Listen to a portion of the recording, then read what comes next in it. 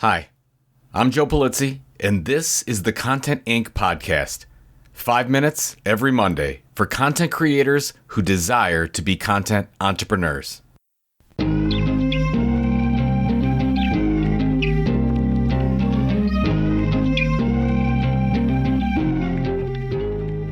This podcast is supported by Memberful. As we're finalizing our agenda for CEX, we've had more and more requests for information on memberships. What's not to like? A great source of revenue for creators, ownership of your own data, and build truly loyal audiences. Memberful will help you do that. Get started for free today at memberful.com/contentinc. Robert Rose and I just did a special episode for This Old Marketing, and we talked about the most impactful business books on our careers and our life of all time. And I wanted to share some of mine with you.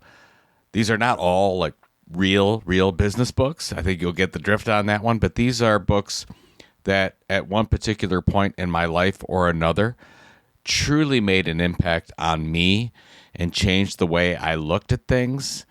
And then I took that guidance and added it into the way that I structure my life and where I wanted to go with my career. These have been very, very helpful. So I'm going to start with a combination of two because these two books were critical in creating my life and career plan. So the first one is Think and Grow Rich from Napoleon Hill. First of all, very chauvinistic book, but I ask you to put that aside because there's some amazing learnings in this. And I'm going to pull out one quote here, and it says, "Opportunity has spread its wares before you. Step up to the front, select what you want, create your plan, put the plan into action, and follow through with persistence." It was after I read this section in this book that I started to set real goals for my life. Before that point, I had not done that. I read this when I was about 18 or 19 years old. Right on the heels of that, I read another book called 7 Habits of Highly Effective People by Stephen Covey.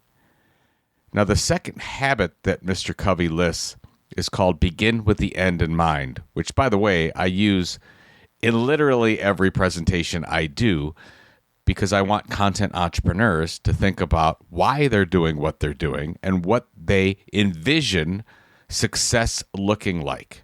But Covey states begin with the end in mind means to begin each day, task, or project with a clear vision of your desired direction and destination, and then continue by flexing your proactive muscles to make things happen.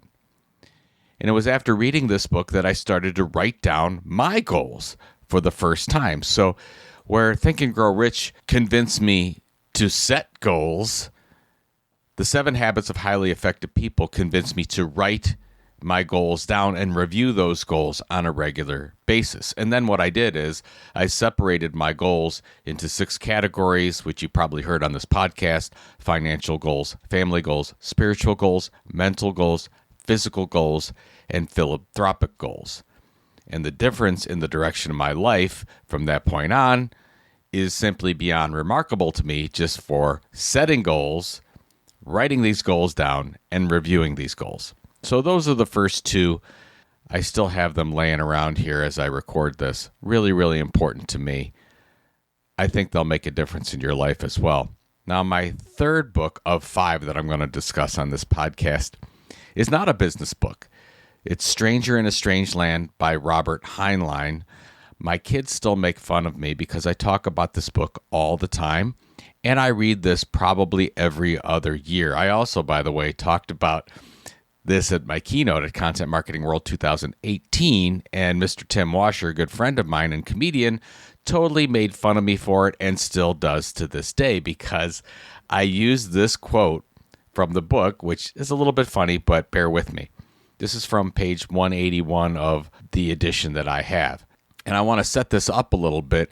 The lead character is Valentine Michael Smith, who is the man from Mars, grew up on Mars, comes to Earth, and now is trying to get acclimated with how Earthlings live and is interacting with different women and a particular woman that he's working with says this: Mike gives a kiss his total attention. I've been kissed by men who did a very good job, but they can't give kissing their whole attention. No matter how hard they try, parts of their minds are on something else, missing the last bus, or their chances of making the gal, maybe worrying about a job or money. But when Mike kisses you, he isn't doing anything else.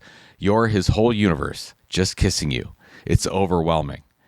And they were talking about this a little bit because one of the ladies, and multiple ladies, that he was trying this method on passed out because Mike just gave all his attention to this. So now I know this is kind of funny, and why do I consider this a business book? But it's about the idea of focus and being present. Focus is everything. And whatever you do, wherever you're at, we need to be in the moment. I also remember the story about when Bill Gates and Warren Buffett met for the first time. They were asked to write down one word that is the epitome of success for them and then share it with each other. And both of them, in secret, wrote down focus. They shared it and said, oh my God. So both of these two very successful people had the same word for success, focus, and how important that is. And that's really helped me in my life about, even when you look at content creation, focus on one particular niche, focus on one specific audience and not multiples. When you're with your kids, focus on them, be present with them, with your wife, with your spouse, whatever the case is. Be in the moment. Don't be distracted. Don't do all the things. Multitasking is a myth. Focus. The fourth book is a very personal one to me, IMC, Integrated Marketing Communications by Don Schultz. Don Schultz was one of my mentors. I was lucky and blessed enough to know this gentleman and interact with him. I'll never forget it. When I was working at Penn Media and I didn't know anything and I was 20 whatever years old, I called Mr. Schultz and asked him if he would get together for lunch with me in Chicago, and he agreed to do that. We met at Gibson's in Chicago. I'll never forget it. And I learned from one of the greatest to ever do it. And this book is amazing for two reasons. First of all, he mentions this, and this is just one of the greatest things ever. In the book, he discusses the idea that any company anywhere in the world can copy everything you do about what your company does, except for one thing: how you communicate. The way we communicate with our prospects and our customers is the one remaining way we can actually be different. And that book tells us this. IMC, Integrated Marketing Communications. Also, Don talks a lot about the fact that before you market to your customers, before you do any external marketing, you always want to focus on internal communications first. Talking to your employees. These are your best marketers. You have to get this straight first before you do anything outside. Just love that. Made a difference in my life. I've worked with many, many companies on trying to fix their internal communications first before we do any outside content creation activities. And the last one, this is tough because I love all the books by Malcolm Gladwell. I've read them all. But I wanted to bring up David and Goliath first, because what Malcolm Gladwell does with the story of David and Goliath is change my perspective on it entirely, because we're meant to believe that Goliath had the competitive advantage and David got lucky because he was fast, he was a little kid, he flung a rock and hit Goliath from afar and won. But in David and Goliath, the book, what Malcolm Gladwell talks about is that David actually had the competitive advantage because he didn't play the game the way Goliath always played it. Goliath was huge, something like 6'7", and in hand-to-hand combat would basically beat anyone. David was quick, fast, he could sling a stone from a distance better than anyone else. If he didn't get involved and play the game the way that Goliath always played it, and played it his own way, played it by his own rules, he had an amazing competitive advantage. Goliath could barely move and get out of the way. It was over before it began.